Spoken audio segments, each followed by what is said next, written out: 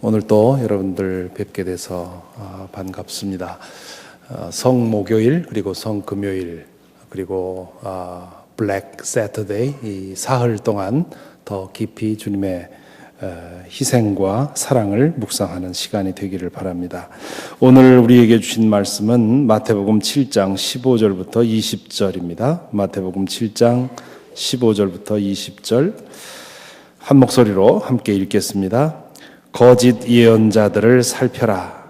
그들은 양의 탈을 쓰고 너희에게 오지만 속은 굶주린 이리들이다. 너희는 그 열매를 보고 그들을 알아야 한다. 가시나무에서 어떻게 포도를 따며 엉겅퀴에서 어떻게 무화과를 딸 수 있겠느냐. 이와 같이 좋은 나무는 좋은 열매를 맺고 나쁜 나무는 나쁜 열매를 맺는다. 좋은 나무가 나쁜 열매를 맺을 수 없고 나쁜 나무가 좋은 열매를 맺을 수 없다. 좋은 열매를 맺지 않는 나무는 찍어서 불 속에 던져진다. 그러므로 너희는 그 열매를 보고 그 사람들을 알아야 한다. 아멘. 고대 이스라엘 사람들은 세 종류의 종교 지도자들로부터 신앙적인 도움을 받았습니다. 첫째는 제사장들인데요. 제사장들은 주로 성전에서 백성들을 위해 제사를 드리는 일에 종사했습니다. 제사장의 자격은 레위 지파 중에서도 아론의 혈통을 받은 사람에게만 주어졌습니다. 둘째는 오늘날 랍비라고 부르는 율법학자들이었습니다. 이들은 여러 해 동안 율법에 대한 해석과 적용의 훈련을 받은 사람들입니다. 셋째로 예언자들이 있었는데요. 이들은 특별한 훈련이나 양육 과정을 거치지 않았습니다. 성령의 영감이 자신에게 임했다고 믿고 하나님의 말씀을 대언하는 사람들이었습니다. 이 세 종류의 종교 지도자들 가운데 이 예언자들에게 가장 문제가 많았습니다. 성령의 영감을 받았다는 사실을 객관적으로 입증할 방법이 없었습니다. 그들이 전하는 말씀이 하나님의 계시인지 자신의 생각인지를 구분할 수가 없었습니다. 그렇기 때문에 스스로 예언자라고 자처하는 사람이 있을 때 이스라엘 사람들은 진짜와 가짜를 분별해야 했습니다. 그래서 예언자들이 말하는 것만이 아니라 행동하는 것도 유심히 관찰했습니다. 하지만 그것도 보는 사람에 따라서 달라질 수밖에 없습니다. 또한 때로는 말과 행동 전체를 완벽하게 속이는 그런 영적 사기꾼들도 있었습니다. 결국 한 예언자가 진짜인지 가짜인지 완전히 판명나는 것은 한참의 시간이 지난 다음의 일이었습니다. 열매를 보아야만 그 사람의 정체를 알 수 있는 것입니다. 거짓 예언자와 참 예언자의 차이를 알 수 있는 아주 좋은 예가 구약 성경에 나오는 아마샤와 아모스 두 사람입니다.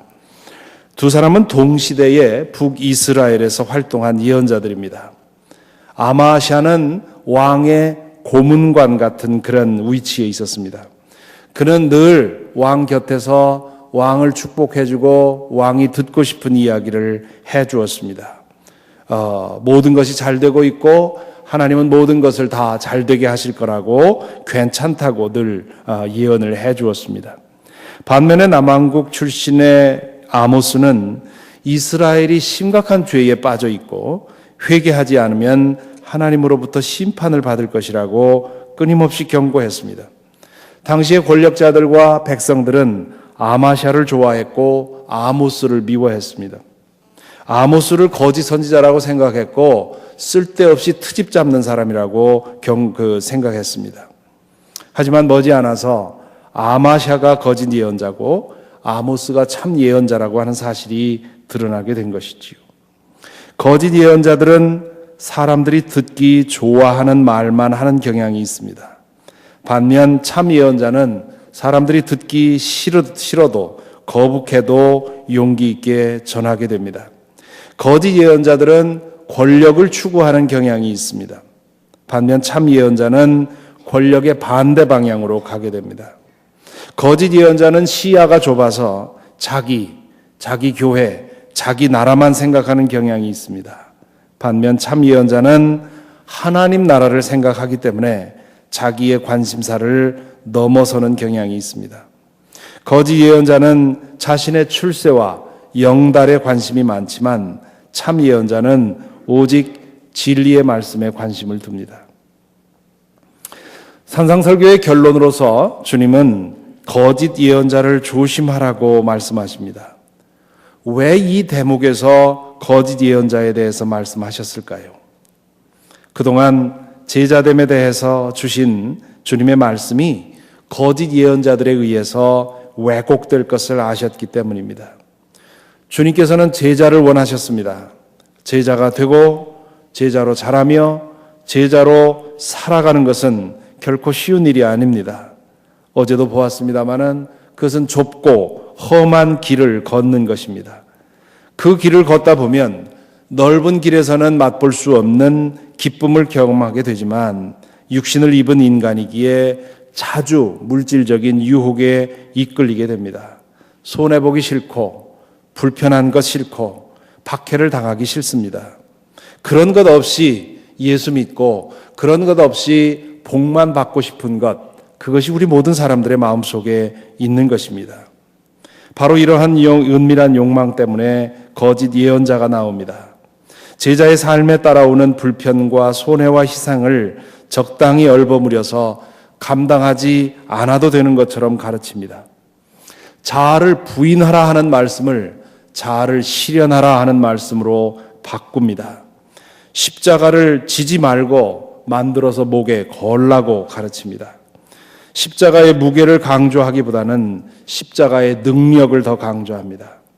주님께서 먼저 가신 좁고 험한 길을 승리의 길, 성공의 길, 형통의 길로 포장합니다. 그렇게 하면 대중으로부터 환영받고 목회에 성공하고 부와 권력과 영광을 누릴 수 있습니다. 그런 거짓 예언자들은 구약 시대에도 있었고 예수님 시대에서 있었고 오늘 우리 시대에도 있으며 주께서 재림하실 때까지 없어지지 않을 것입니다. 거짓 예언자에 대해서 주님께서는 그들은 양의 탈을 쓰고 너희에게 오지만 속은 굶주린 이리들이다 라고 말씀하십니다. 겉으로는 순진하고 거룩해 보이지만 마음 안에는 탐욕으로 가득 차 있다는 뜻입니다. 그들의 관심은 진리도 하나님 나라도 영혼 구원도 삶의 변화도 아닙니다. 사람들을 자기 편으로 만들어서 자신의 탐욕을 채우려는 데에만 마음을 씁니다. 그러므로 겉으로 드러나는 행동만이 아니라 그 의도까지 꿰뚫어 보아야 합니다.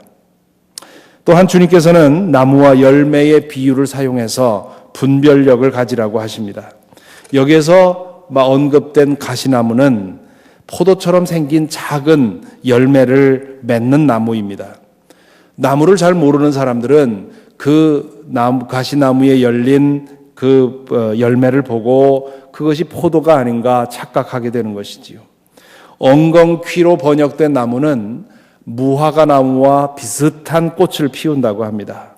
그러니까 나무에 대해서 잘 알지 못하는 사람들은 이 꽃을 보고는 여기서 무화과 열매를 얻겠구나 하고 기대한다는 것이지요. 이 비유를 통해서 주님께서는 거짓 예언자와 참 예언자를 구분하는 것이 쉽지 않다는 사실을 강조하십니다. 이 말씀에 우리 자신을 비추어 봅니다. 저처럼 말씀을 전하는 입장에 선 사람들은 이 말씀 앞에서 무한한 두려움을 느낍니다. 좋은 열매를 맺지 않는 나무는 찍어서 불 속에 던진다는 말씀이 얼마나 두려운 경고입니까? 사람들의 귀를 즐겁게 하는 말이 아니라 하나님께서 하시는 말씀을 전해야 합니다. 말씀 사역을 통해서 내가 인정받고 인기를 끄는 것에 마음을 두지 않고 싫은 소리라도 용기 있게 전해야 마땅합니다.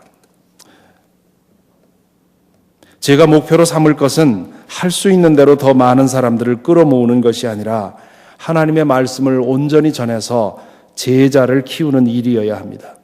그런데 목회를 하면서 늘 여기에 마음을 두고 한눈 팔지 않는 것은 결코 쉽지 않은 일입니다. 오래전의 이야기입니다. 한국에 있는 우리 감리교회 중에 가장 역사가 깊은 교회, 한 교회에서 새로운 담임 목사를 찾고 있었습니다. 중직들을 중심으로 해서 청빙위원회가 꾸려지고 새로운 담임 목사의 자격 요건을 정리했습니다. 그 중에는 신학으로 PhD를 받은 이라는 항목도 있었다고 합니다. 그때까지 그 교회는 PhD를 받은 목회자들이 계속해서 담임을 했었습니다. 그때 청빙위원 중에 한 분이 손을 들고 일어나서 말했다고 합니다. 지난 세월 동안 저는 학자 목사님들을 통해서 차원 높은 설교를 들어왔는데 회개하라는 말씀은 한 번도 들어본 적이 없는 것 같습니다. 이번에는 그냥 보통 목사님을 모셔서 순수한 복음을 좀 들었으면 좋겠습니다. 이 발언으로 인해서 모든 사람들이 숙연해졌고 결국 그렇게 되었다고 합니다. 여러분처럼 말씀을 듣는 입장에 선 분들도 이 말씀을 귀담아 들어야 하겠습니다. 먼저 말씀을 들을 때 내 귀에 듣기 좋은 소리를 추구하지 말아야 합니다. 귀에 듣기 좋은 소리에 기꺼이, 귀에 듣기 싫은 소리에도 기꺼이 아멘하고 응답해야 하겠습니다. 제 할머니께서는 예배에서 돌아와 집에 오실 때마다 늘 그러셨습니다. 아이고, 목사님이 어떻게 내 사정을 그렇게 잘 아신다니 꼭 나들으라고 오늘 설교하시더라. 그 말씀을 거의 매주일 예배 갔다 오고 나서 하셨습니다. 찔리는 말씀과 부담스러운 말씀을 더 사모해야만 제자로 자랄 수 있습니다. 뿐만 아니라 분별력을 가지고 말씀을 대해야 합니다. 평신도가 깨어 있으면 거짓 예언자가 발을 붙일 수 없습니다. 지난 반세기 동안 많은 부흥사들께서 평신도들을 침묵하게 만들었습니다. 무조건 순종하는 것을 미덕으로 가르쳤습니다. 주의 종에게 절대 복종하도록 세뇌시켰습니다. 오늘날의 교회의 타락은 바로 그 결과로 인해서 생긴 것이라 해도 과언이 아닙니다. 진리의 말씀 앞에서는 아무 말 없이 전폭적으로 아멘하는 그런 결단력이 있어야 하지만 동시에 진리가 아닌 말씀 앞에서는 노라고 고개를 저을 수 있어야 합니다. 그래야만 은혜와 진리가 충만한 그런 믿음에 이를 수 있고 우리 모두가 제자로 자랄 수 있고 교회마다 진리 안에서 회복될 줄로 믿습니다. 말씀을 전하는 저나 말씀을 듣는 여러분들이나 우리 모두 다 이 거짓 예언자가 되지 않도록 그리고 거짓 예언자가 발을 붙이지 못하는 그런 교회가 될 수 있도록 예수 그리스도의 선명한 말씀이 온전히 선포되는 또한 실천되는 그런 교회가 될 수 있도록 기도하고 또한 노력해야 할 줄로 믿습니다. 기도하겠습니다.